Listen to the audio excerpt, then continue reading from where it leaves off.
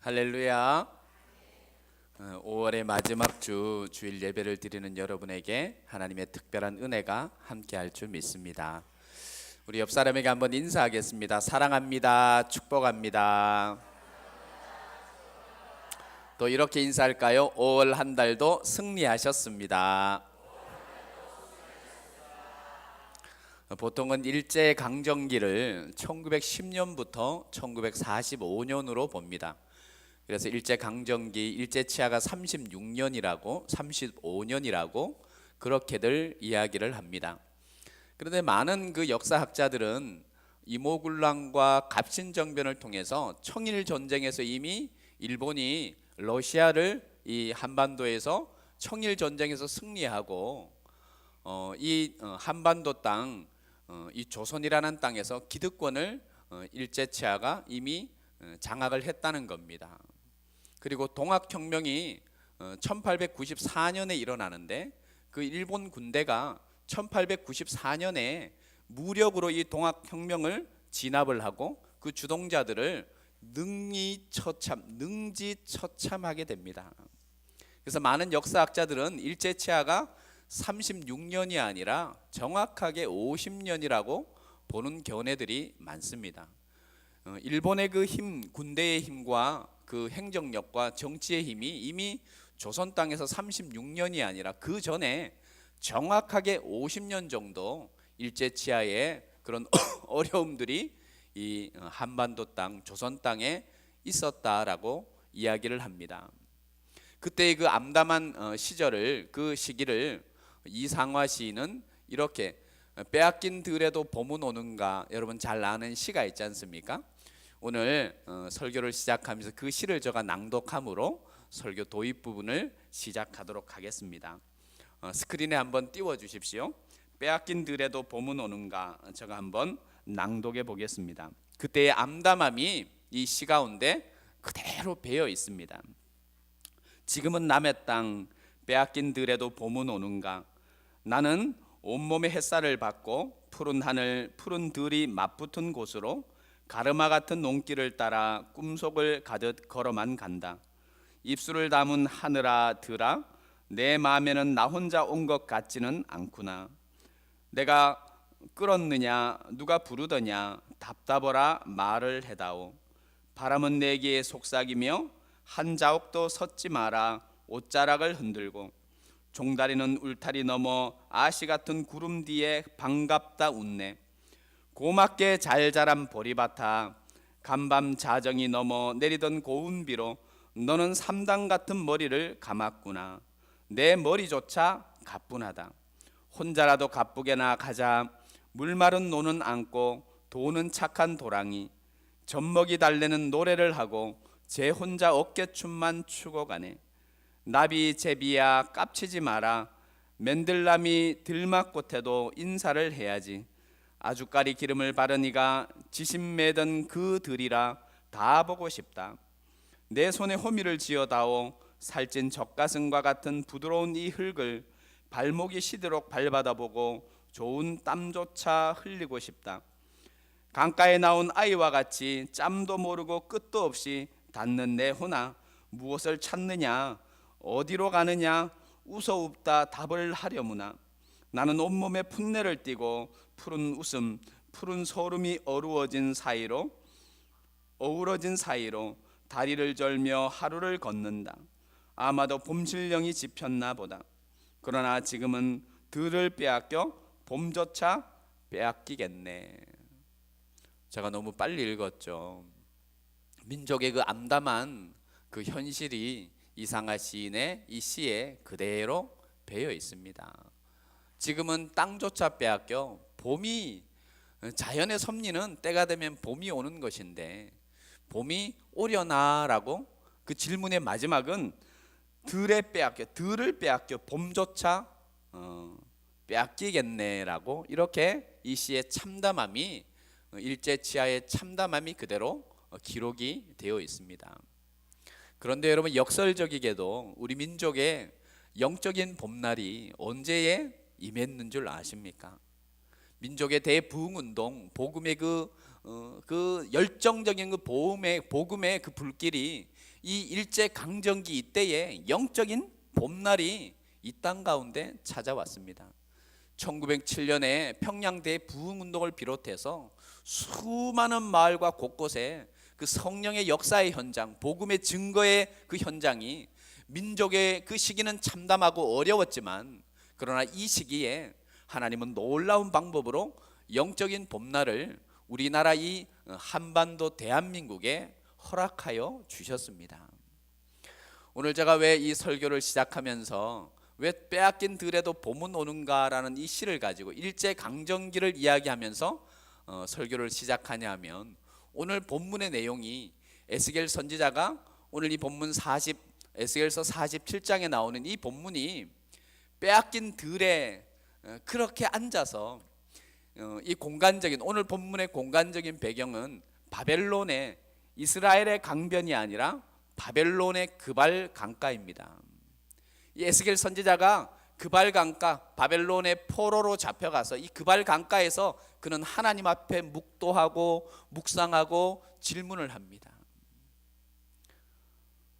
이 시간적인 배경은 언제냐면 BC 572년경에 이 남유다가 완전히 멸망한 그때입니다. 이 바벨론의 1차 침공, 2차 침공, 3차 침공에 걸쳐서 이 남유다 땅에 남은 것이 아무것도 없었습니다. 그렇게 웅장하던 예루살렘 성벽과 솔로몬의 성전과 솔로몬의 그 성전의 모든 기물들이 완전히 없어져 버린, 그러니까 이스라엘 민족이 거의 끝났다고 생각하던 그 시기가 바로 이 시간적인 오늘 본문의 배경이 됩니다. 에스겔 선지자가 그 참담한 현실을 안고 하나님 앞에 질문을 합니다. 그것도 저 바벨론 2차 바벨론 침공에 포로로 끌려갔을 때 1차에 다니엘과 그 친구들과 많은 사람들이 끌려갔습니다. 바벨론에 2차로 끌려갔을 때 거기에 속했던 사람이 에스겔 선지자였습니다. 바벨론의 그발 강가에 홀로 앉아서 그 봄날의 그 풍경들을 보면서 하나님께 질문을 합니다. 마치 이상하 시인이 이 시를 통해서 빼앗긴 들에도 봄은 옵니까? 그렇게 질문을 하듯이 이 에스겔 선지자가 하나님을 향해 질문을 합니다. 하나님, 예루살렘 성전은 해파되고 민족의 모든 백성들은 완전히 찢겨져서 노예로 전락하고 죽어가고 많은 사람들은 도망쳐 없어지고 그 웅장하던 예루살렘 성은 완전히 해파된 이때에 하나님, 우리 민족에 소망이 있습니까? 라고 에스겔 선지자가 이 하나님께 질문을 합니다. 하나님, 과연 이 민족이, 이 절망 가운데 있는 이 민족이 소망이 있습니까? 라는 질문을 하나님께 던지는 그 내용이 오늘 본문의 배경입니다. 여러분, 하나님께서 이 에스겔 선지자의 질문에 대해서 오늘 본문에 하나님께서 에스겔 선지자에게 그 이스라엘 민족이 어떻게 될 거라는 소망의 메시지를 증거해 줍니다. 그런데 이스라엘은 완전히 해파되었습니다. 백성은 노예로 끌려갔습니다. 성전은 완전히 무너졌고 성전 그 안에 있던 기물과 보물과 모든 성전 기구들이 완전히 없어졌습니다. 에스겔 선지자는 하나님께 질문하기를, 성전이 해파되고 거기에 기구들이 없어지고 이 민족의 사람들이 노예가 된 이 참담한 현실을 이야기하는데, 하나님은 이스라엘 백성들의 참담한 현실을 이야기할 때에 성전이 무너졌다, 거기에 기구들이 없어졌다, 그런 이야기는 하지 않습니다. 조금도 하나님은 언급하지 않습니다.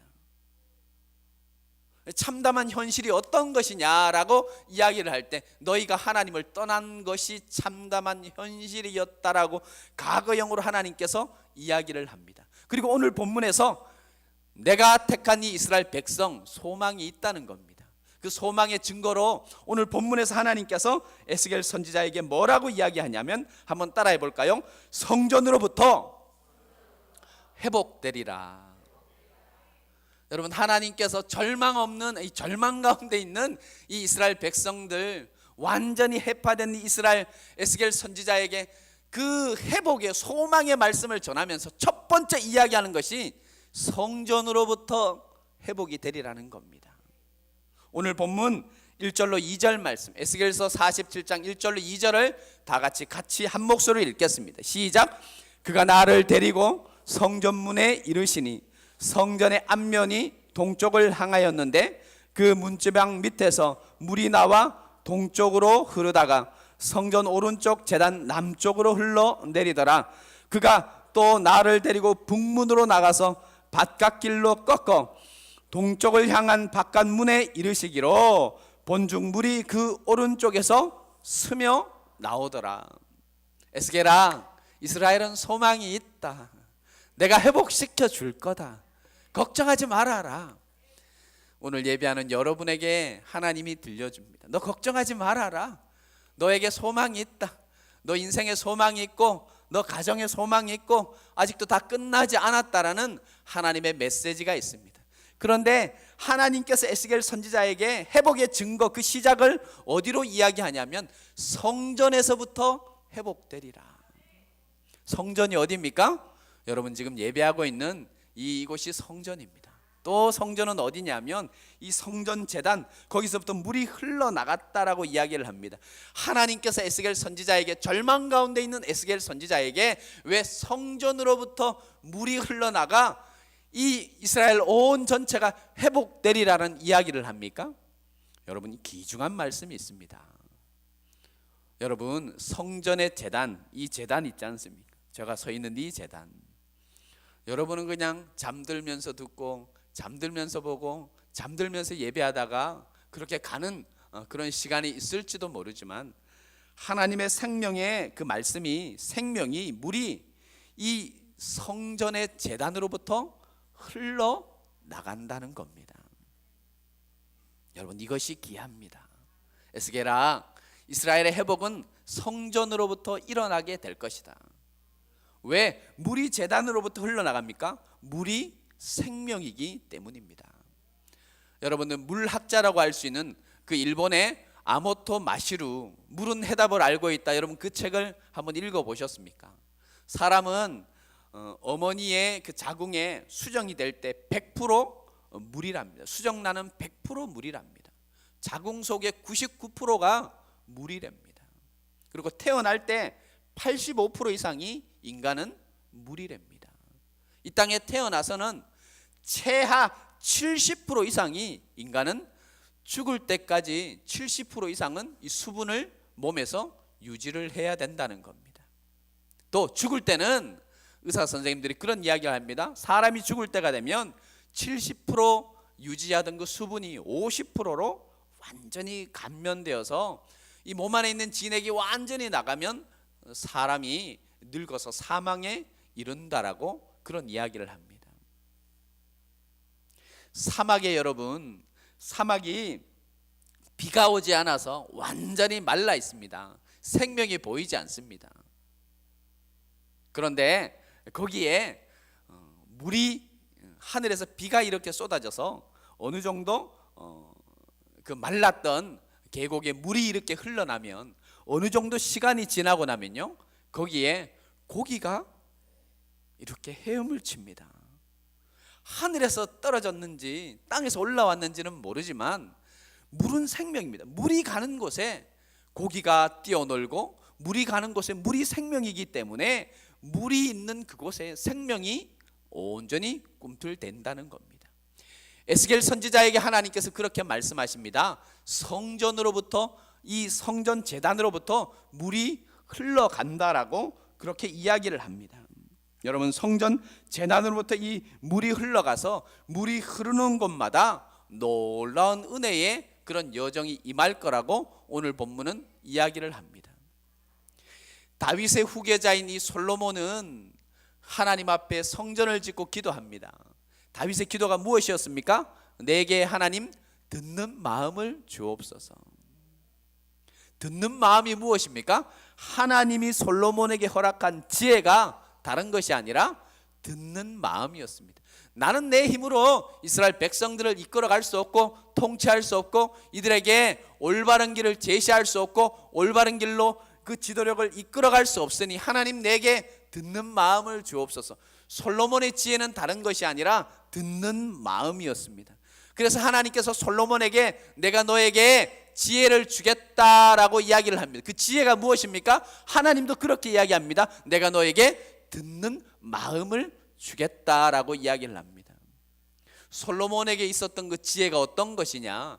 시대를 막 분별하고 시대를 옳게 보고 그 진리 가운데 그것이 지혜가 아니라 솔로몬에게 임해졌던 그 지혜는 듣는 마음이었습니다. 한번 따라해 볼까요? 듣는 마음. 솔로몬은 첫째, 하나님의 음성을 듣는 마음이 있었습니다. 모든 사람에게는 귀가 있지 않습니까? 그러나 이 모든 사람에게 귀가 있지만 하나님의 음성을 들을 수 있으려면 듣는 마음이 필요합니다. 하나님은 끊임없이 하나님의 백성들에게 이야기하지만 듣는 마음이 없으면 아무리 귀가 있어도 하나님의 음성을 들을 수가 없습니다.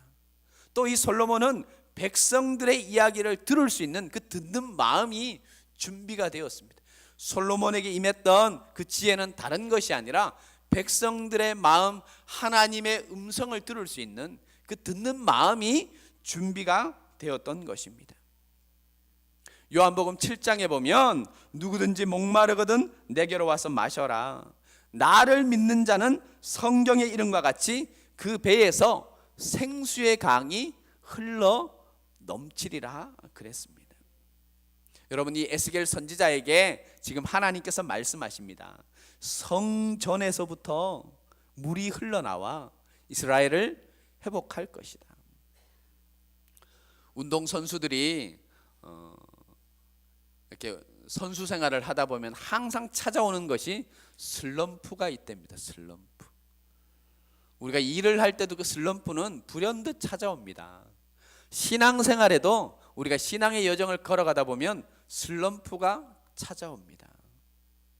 목회자들에게도 이 슬럼프는 찾아온다고 합니다. 근데 여러분, 운동선수들이 슬럼프가 찾아올 때 그 슬럼프를 잘 해결하는 방법이 있다는 겁니다. 그것이 무엇이냐면 골프 선수나 배드민턴 선수나 야구 선수나 어떤 선수든지, 테니스 선수나 볼링 선수나 어떤 선수든지 자기가 슬럼프가 찾아오면요 기본으로 간다는 거예요. 그래서 기본적인 자세를 준비한다. 나는 프로 선수인데, 나는 지금 대단한 명성을 가지고 있는 여러 우승을 경험한 그런 선수인데 슬럼프가 찾아오면 가장 기본적인 자세를 가르치는 그런 선생님을 찾아간다는 거예요. 아마추어 선생님이 될 수도 있고 코칭 스텝을 찾아간다는 거예요. 자세를, 가장 기본적인 자세를 가르칠 수 있는 그 선생님을 찾아가서 내가 그 사람보다 능력은 월등하지만 기본적인 자세부터 배운다는 거예요. 아주 기본적인 자세. 선수들이 처음 그 선수 생활에 입문할 때에 아주 기초적인 자세 있지 않습니까? 그 기초적인 자세를 배움으로써 슬럼프를 탈출하는 선수들이 많다는 거예요. 왜냐하면 기초적인 것을 준비하고 연습했지만 시간이 흐르면 흐를수록 이 기본 자세가 흐트러져서 슬럼프에 빠지고 성적이 오르지 않고 우승으로 이끌어가지 못하는 경우가 많다는 거예요. 그래서 자기 흐트러진 그 몸과 마음과 자세를 고쳐먹기 위해서 자기보다는 실력이 월등하게 안 좋지만 아주 기본적인 자세를 가르쳐주는 그 코치를 찾아가서 연습을, 아주 기본적인 기초적인 연습을 한다는 거예요. 여러분, 신앙의 슬럼프도 마찬가지입니다. 우리가 신앙의 슬럼프가 찾아오면 다른 곳에서 어떤 것이 회복되는 것이 아니라 여러분, 예배에서 온전히 회복될 줄 믿습니다. 이 에스겔 선지자에게 하나님께서 그렇게 말씀하십니다. 너 성전으로부터 흘러나오는 그 물이 생명의 말씀이 결국에는 이스라엘을 회복시켜 줄 거라고 이야기를 한다는 것입니다. 이 에스겔 선지자는요 부시의 아들이었습니다. 미국의 전 대통령 부시의 아들이 아니라 이 부시, 에스겔 선지자의 아버지는 이름이 부시였습니다. 그 에스겔서 1장 3절에 나옵니다. 부시의 아들, 이 부시의 아들, 부시도 제사장이었고 에스겔도 제사장 가문이었기 때문에 제사장이었습니다. 사독의 후손이었습니다. 대제사장 사독의 후손들이 이 에스겔 선지자의 집안이었습니다. 에스겔 선지자가 하나님께 반문합니다. 하나님, 왜 하나님의 그 회복의 역사가 왜 우리가 예루살렘에 있을 때 그 웅장한 솔로몬 성전에서 우리가 하나님을 예배하고 하나님을 향한 열심을 펼 때에 그때는 왜 성전으로부터 그 생명의 그 물이 흘러나오지 않았습니까? 라고 질문을 합니다. 여러분, 하나님은 에스겔 선지자에게 이렇게 이야기합니다. 너희가 예루살렘에서 나를 예배하던 그 예배는 나와 전혀 상관이 없었다는 겁니다. 내가 기뻐하지 않았고 나를 위한 그런 예배가 아니라 하나님을 위한 열심이 아니라 너 자신들을 위한 열심이었다. 탐욕스러운 예배였고 무엇인가 얻으려는 예배였고 하나님이 없는 예배였고 자기 욕심을 투사하는 그런 예배였고 자기 욕망을 펼쳐가는 예배였고 나를 향한, 하나님을 향한 열심이 아니라 너 자신을 향한 열심이었다라고 하나님께서 이야기를 합니다. 자기를 가시하고 자기 생각을 어필하고 신앙의 본질이 빠져버린 그런 예배가 너희가 예루살렘의 그 웅장한 솔로몬 성전에서 드렸던 예배였다라고 이야기를 합니다. 여러분, 오늘 여러분이 드리는 예배는 어떠한 예배를 하나님 앞에 드리고 있습니까? 우리는 신앙의 기본으로 돌아가야 합니다. 하나님 성전에서 이 성전 제단에서부터 흘러나오는 하나님의 말씀을 우리가 아멘으로 받을 때, 그 약속을 잡을 때 놀라운 기적과 능력과 은혜가 우리에게 흘러넘칠 줄로 믿습니다. 또 오늘 본문을 통해서 이 에스겔 선지자에게 하나님이 말씀하십니다. 성전에서 흐르는 작은 물을 주목하라고 이야기를 합니다. 여러분, 항상 세상은 큰 것을 주목합니다.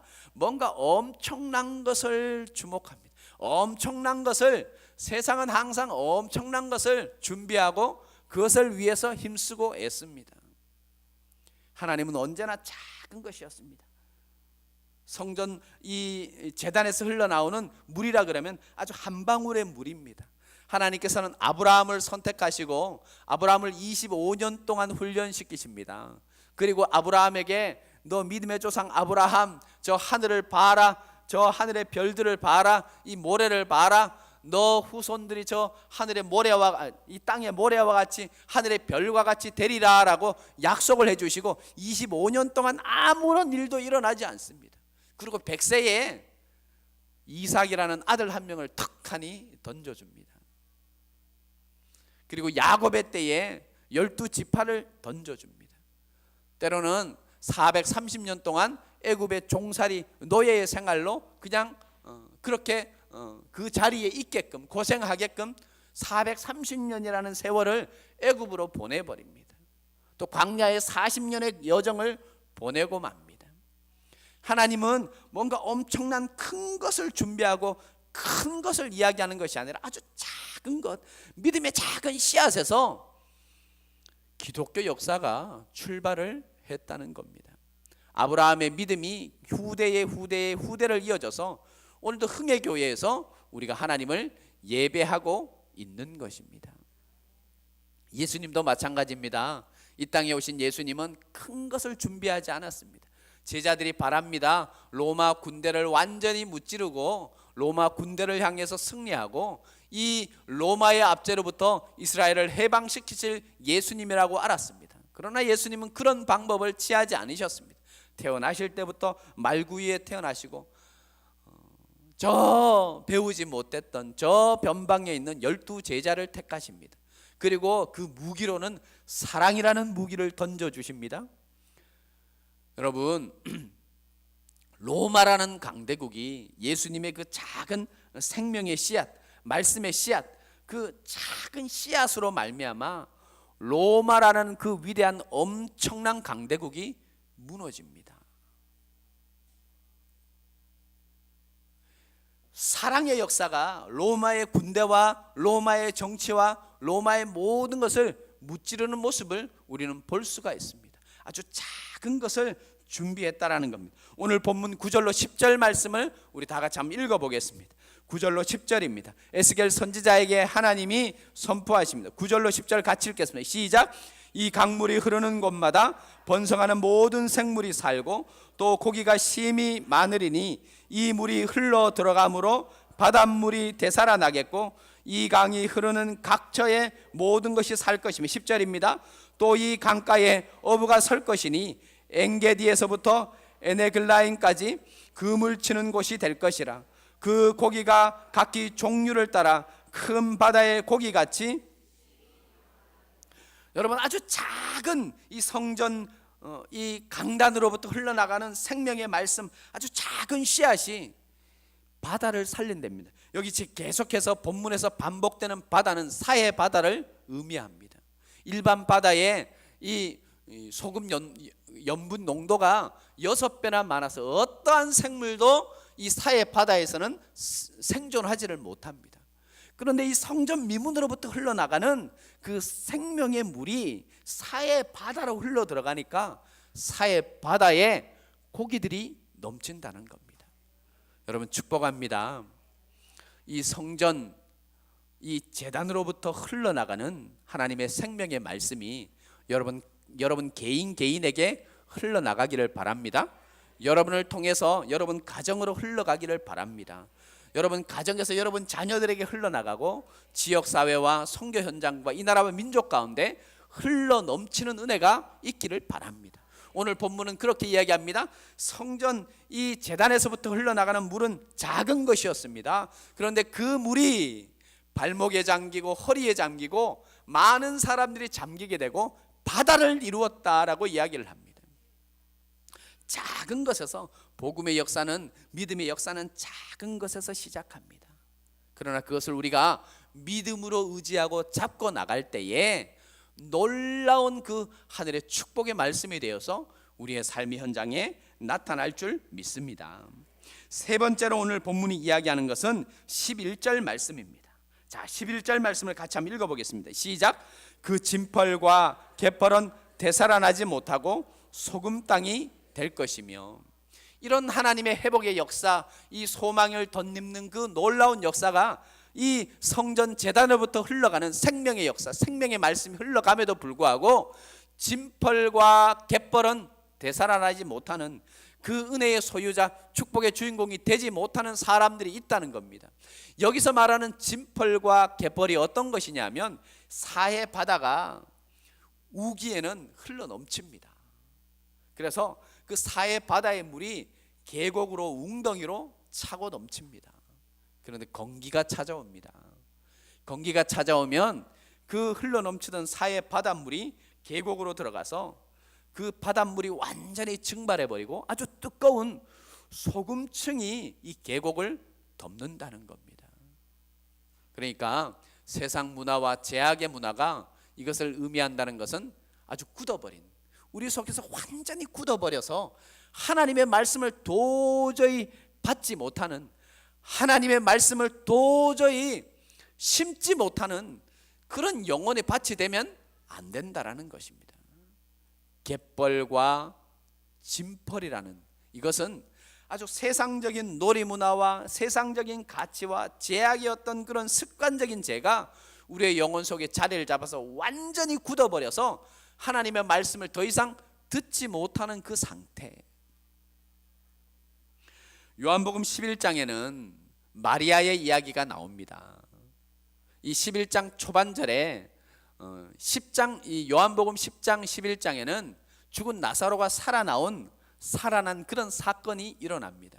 11장에는요 우리가 잘 아는 순전한 나드 한 근을 예수님의 발에 부었던 마리아의 모습이 등장을 합니다. 여러분 마리아의 그 별명이 뭐였냐면, 마리아에게는 별명이 있었습니다. 그 별명이 예수님의 무릎 앞에 있는 자, 무릎 앞에 앉은 자라는 별명이 있습니다. 이 마리아는 언제나 예수님이 예루살렘 성을 들어갈 때마다 나갈 때마다 항상 들렸던 그 집에서 언제나 예수님의 발치에서, 발나래에서 하나님의 말씀을 듣습니다. 그런데 요한복음 11장을 보면요 거기에 등장하는 몇 사람들이 있습니다. 나사로의 모습이 등장합니다. 나사로는 오직 잔치에만 관심이 있었습니다. 죽었다가 살아났는데도 가만히 보면 잔치에만 관심이 있습니다.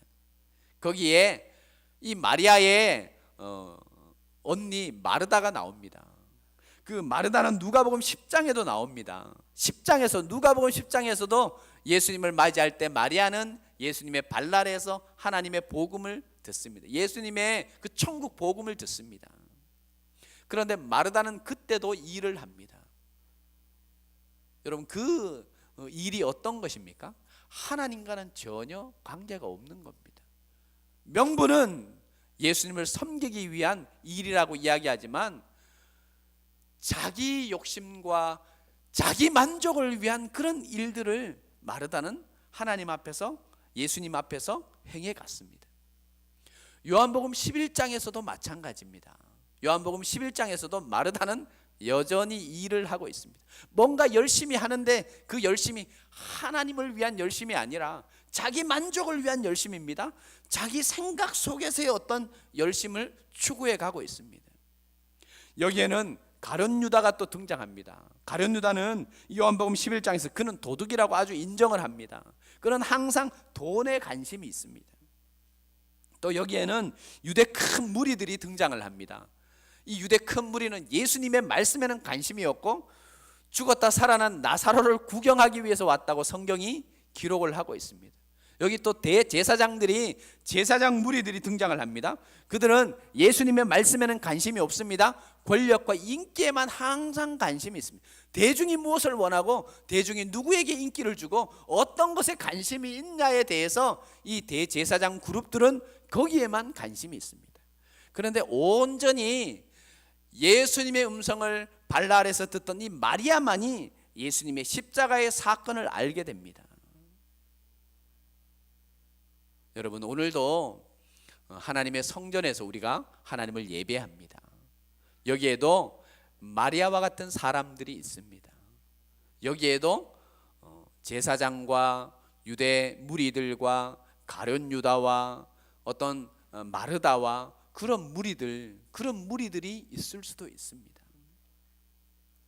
여러분, 오늘 이 에스겔 선지자에게 하나님께서 말씀하십니다. 이스라엘의 회복이 있다. 절망이 아니라 회복이 있다. 그 회복의 시작은 성전 제단에서부터 흘러나가는 생명의 물이 이스라엘을 회복시킬 거라고 이야기를 합니다.